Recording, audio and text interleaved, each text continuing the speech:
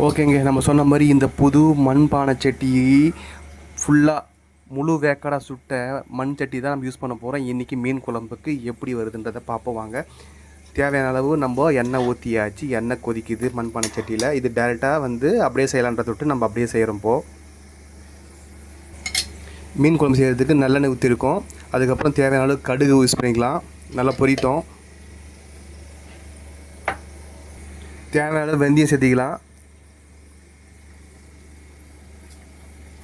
தேவையான அளவு கொஞ்சம் சீரகம் சேர்த்திக்கலாம்.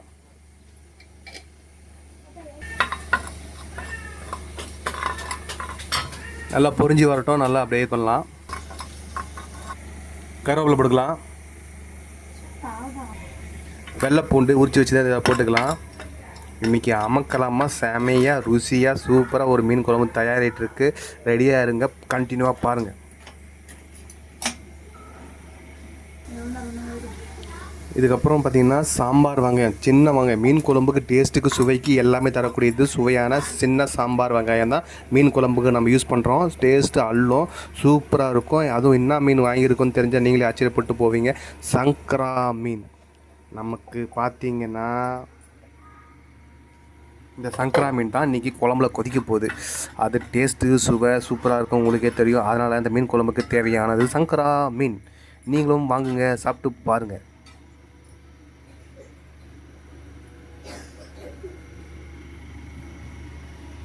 தேவையான அளவு உப்பு சேர்த்திக்கினாச்சு. நீங்களும் தேவையான அளவு சேர்த்திக்குங்க உப்பு. மீன் குழம்புக்கு பார்த்திங்கன்னா ஆல்ரெடி புளிக்கு வந்து கரைச்சி வச்சாச்சு. அதுக்கப்புறம் பார்த்திங்கன்னா நல்லா கரைச்சதுக்கப்புறம் பார்த்திங்கன்னா புளி தண்ணிலேயே நம்ம வந்து மஞ்சத்தூள் சேர்த்துக்கலாம். அதுக்கப்புறம் மிளகாத்தூளும் சேர்த்துக்கலாம்.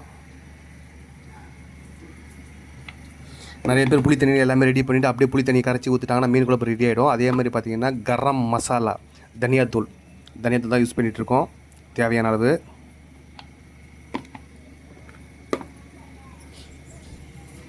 இது எல்லாமே பார்த்திங்கன்னா புளி எல்லாமே கரைச்ச தண்ணியில் தான் நம்ம பண்ணிகிட்ருக்கோம். இது எல்லாமே இதில் கரைச்சிட்டோம் அப்படின்னா நம்ம புளி குழம்புக்கு டேரெக்டாக ஊற்றி இந்த மசாலாவும் சேர்ந்த மாதிரி இருக்கும் போது அதோட டேஸ்ட் இன்னும் செம்மையாக ஒரு 2 பாயிண்ட் கூடும். அதனால தான் இது நம்ம ரெடி பண்ணி வச்சுருக்கோம்.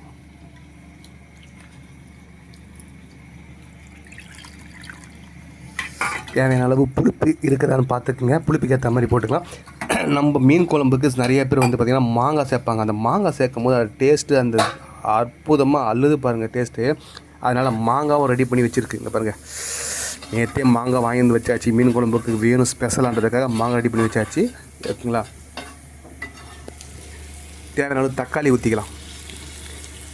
மீன் குழம்பு கொஞ்சம் தக்காளி ஊற்றிக்கலாம்.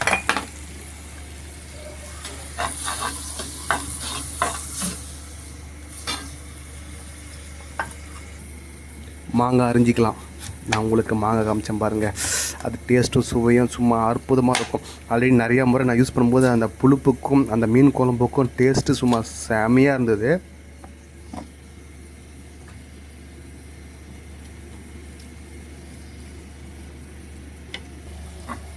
போட்டாச்சு மீன் குழம்புல மாங்காய் போட்டாச்சு.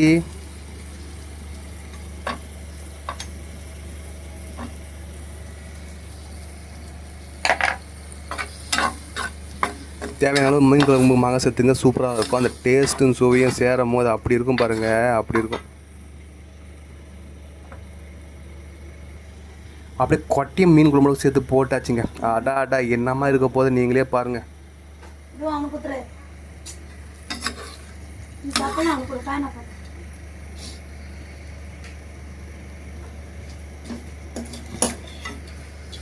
ஓகே, ரெடி ஆகிட்டு இருக்கு.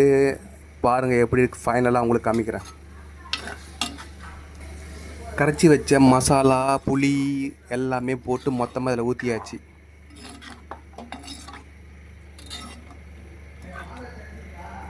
இங்கே பாருங்கள், அற்புதமாக வந்திருக்கு பாருங்கள். அதே மாதிரி சூப்பரான ஒரு புளிக்குழம்பு ரெடி ஆகிட்டுருக்கு. நல்லா கொதி வரட்டும். கொதி வந்ததுக்கப்புறம் உப்பு காரம் எல்லாமே செக் பண்ணிடலாம். தேவையான அளவு கல் உப்பு ஆல்ரெடி கொஞ்சம் போட்டிருக்கு. இப்போ வந்து கல் உப்பு சேர்த்துருக்கோம் தேவையான அளவு. அதுக்கப்புறம் பார்த்தீங்கன்னா திரும்ப அந்த தண்ணி கொஞ்சம் கரைச்சி ஊற்றிக்கலாம். சூப்பரான ஒரு மீன் குழம்பு நம்ம கொதி வந்துடுச்சு. இதுக்கப்புறம் நம்ம மீனை போட்டுக்க வேண்டியது தான். ஆல்ரெடி கழுவி வச்ச மீன் சங்கரா மீன் தான் இன்றைக்கி.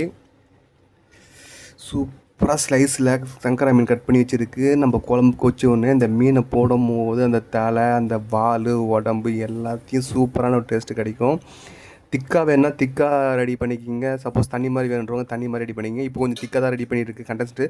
திக்காக இருக்கிறத தொட்டு டேஸ்ட் கொஞ்சம் எனக்கு சூப்பராக கொடுக்கும். அதனால் நான் திக்காக தான் சாப்பிடுவேன். அதனால் சங்கரா மீன் திக்கான ஒரு குழம்பு ரெடி ஆகி சூப்பராக இருக்குது.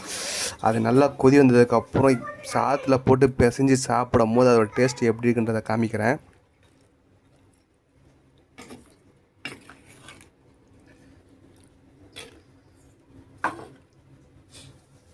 அதுவும் வந்து பார்த்திங்கன்னா இந்த பாட்டில் வந்து பார்த்திங்கன்னா பாடுற பாட்டு கிடையாது.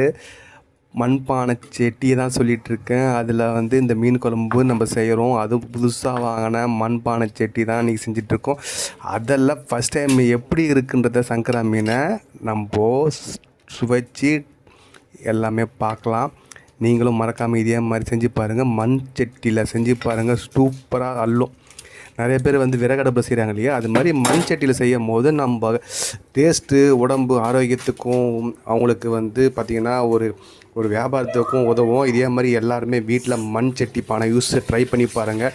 பாத்திரம் அந்த காலத்துக்கெலாம் பார்த்திங்கன்னா மண்பானை சட்டி தான், இந்த காலத்து தான் பாத்திரம். அதனால் முடிஞ்சளவு எந்த அளவுக்கு யூஸ் பண்ண முடியுமோ மண்பானை சட்டி யூஸ் பண்ணி பாருங்கள். ஃபைனலாக டேஸ்ட்டுக்கு வாசனைக்கு கொத்தமல்லி கிள்ளி சும்மா அப்படியே பூ போல் தூவிக்கலாம். நல்லா ஒரு கொதி வந்ததுக்கப்புறம் எடுத்துக்கலாம்.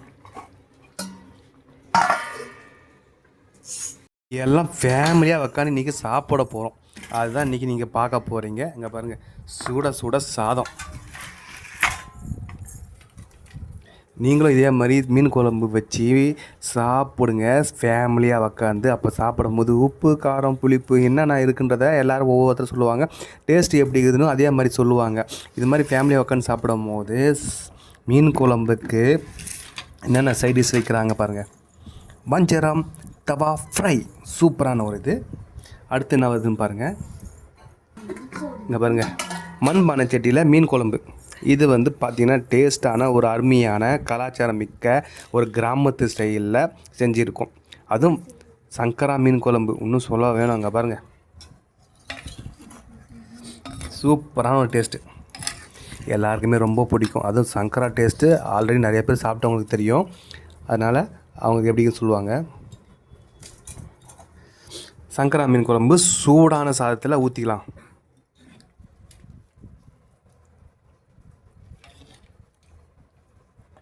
பொறுமையாக ஒடியாமல் எடுக்கணும், அதுதான் முக்கியம்.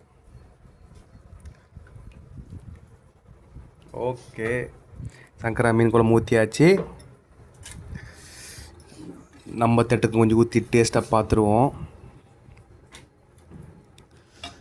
சூப்பரான ஒரு டேஸ்ட்டு. இதே மாதிரி எல்லோரும் ஃபேமிலியாக உட்காந்து சாப்பிட்டு ருசியாக, மனமாக, ஆரோக்கியமாக நல்லா ஷேர் பண்ணி சாப்பிட்டு நம்ம சேனலை கண்டினியூவாக பாருங்கள். முக்கியமாக லைக் பண்ணுங்கள், ஷேர் பண்ணுங்கள், தொடர்ந்து எல்லாருமே சப்ஸ்கிரைப் பண்ணுங்கள். இதே மாதிரி சூடான உங்களுக்கு ஒரு வீடியோ வந்துட்டு இருக்கும். எல்லாருமே சாப்பிடுங்க.